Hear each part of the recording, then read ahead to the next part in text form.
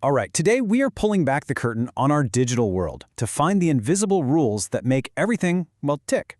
It's this hidden language that lets your phone, your laptop, and the entire internet all speak to each other. And it all comes down to one thing: computing standards. So to really get how our digital world works, let's actually start with the moment when it doesn't. I mean, we've all been there, haven't we? You get that dreaded file not supported error, and it's just frustrating. But think about the flip side for a second. The absolute magic of when it does work. How you can write a document on your PC, zip it over to your friend's Mac, and they can open it no problem at all. How does that happen? Well, the answer to both that frustration and that magic is computing standards. The best way to think about them is like the rules of the road for technology. Just like traffic lights and stop signs keep cars from crashing into each other, these standards make sure all our different devices and apps can play nice together. Okay, so what exactly is this digital DNA made of?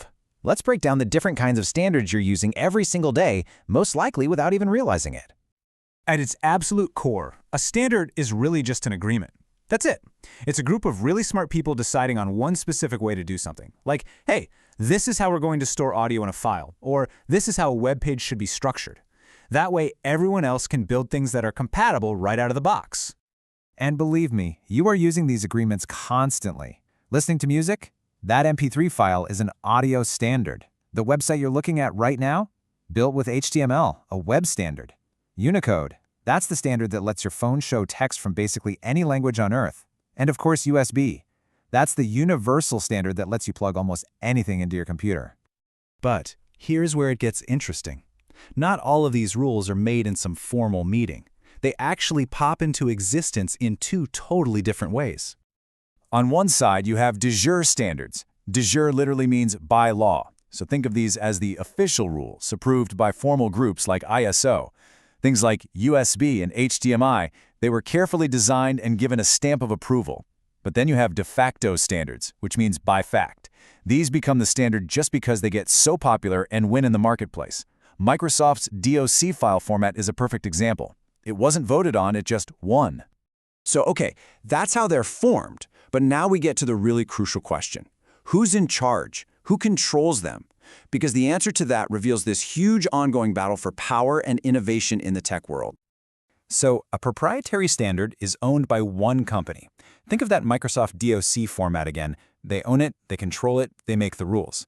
But on the other side, you have open standards, and this is a huge deal. An open standard isn't owned by anyone. It's developed by experts working together, and it's totally free for anyone to use.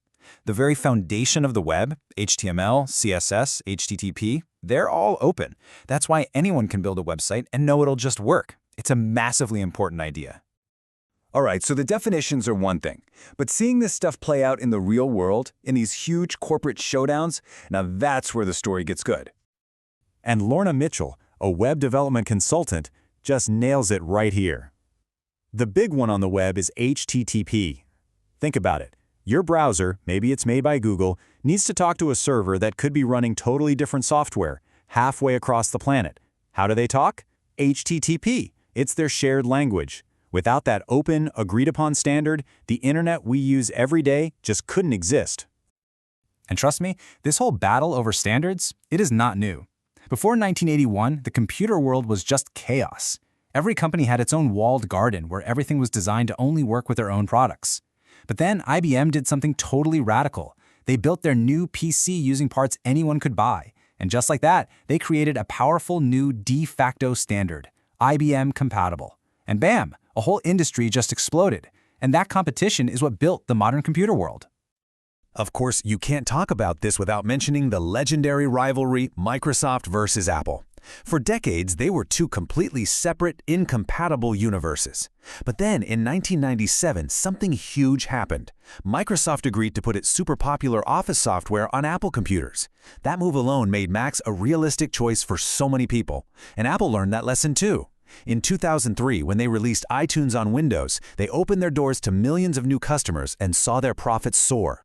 And get this, that exact same fight is happening right now, today, on the phone that's probably in your pocket. As Doug Belshaw from Mozilla points out, the world of apps is incredibly fragmented. If you build an app for an iPhone, you basically have to start from scratch to make it work on an Android phone. So this really brings us to two completely different visions for the future of apps. On one side, you've got native apps, the kind you download from an app store, which are locked into a proprietary platform like iOS or Android. On the other side, you've got web apps, which are built on open standards so they can run on any device that has a web browser. Groups like Mozilla are fighting for that open future, trying to keep the internet from getting chopped up into those separate, walled gardens.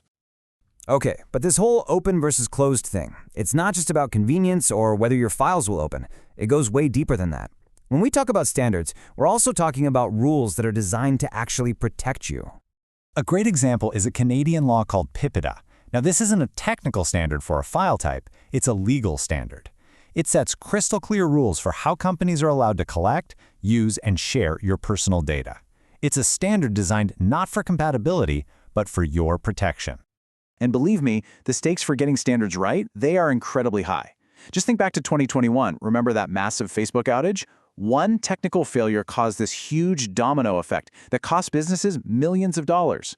It was this giant, painful reminder of what happens when our digital world isn't built on strong, reliable standards. So, okay, we've talked about corporate battles, file formats, all this techie stuff, but it all comes down to the most important question, right? Why should you care about any of this?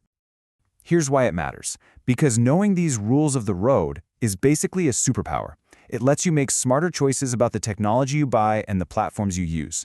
It gives you the know-how to better protect your own data. And honestly, whether you're heading for a career in tech or not, just knowing how the digital world is actually built helps you see everything in a completely new light. So I'm going to leave you with this thought. Sure, standards are set by giant companies and formal committees and what wins in the market. But you know who else shapes them? We do, the users. The choices we make, the platforms we decide to support, all of that sends a message. So, now that you know the rules of the road, how are you going to help steer?